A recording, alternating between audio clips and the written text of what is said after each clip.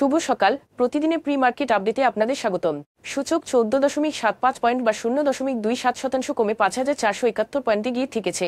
গতদিন বাজারে লেনদেনের পরিমাণ ছিল 890 কোটি টাকা, যা আগের দিনের তুলনায় 2.39% কম। ঢাকা স্টক এক্সচেঞ্জ ডিএসই এর তথ্য অনুযায়ী বেক্সিমকো গ্রিন শুকুক আল ইস্তিসনা ইউনিট প্রতি দাম 5.43% বা 2 টাকা 50 পয়সা বেড়ে দাঁড়িয়েছে 48.50 টাকায়। চলতি বছরের জানুয়ারি থেকে জুন পর্যন্ত সময় অধিকাংশ সাধারণ বীমা কোম্পানির মুনাফা কমেছে। এর প্রধান কারণ হিসেবে সামুদ্রিক ও অগ্নি বীমার বিক্রয় কমে যাওয়াকে দায়ী করা হয়েছে। 37টি তালিকাভুক্ত প্রতিষ্ঠানের মধ্যে 22টি কোম্পানির মুনাফা কমেছে আর 15টি কোম্পানির মুনাফা বৃদ্ধি পেয়েছে। দেশের বৈদেশিক মুদ্রার রিজার্ভ আবারও 25 বিলিয়ন মার্কিন ডলার ছাড়িয়ে গেছে। চলতি বছরে একটি দ্বিতীয়বারের মতো এই সীমা অতিক্রম করল। রেমিটেন্স ও রপ্তানি আয়ের বৃদ্ধি এর মূল কারণ হিসেবে উঠে এসেছে।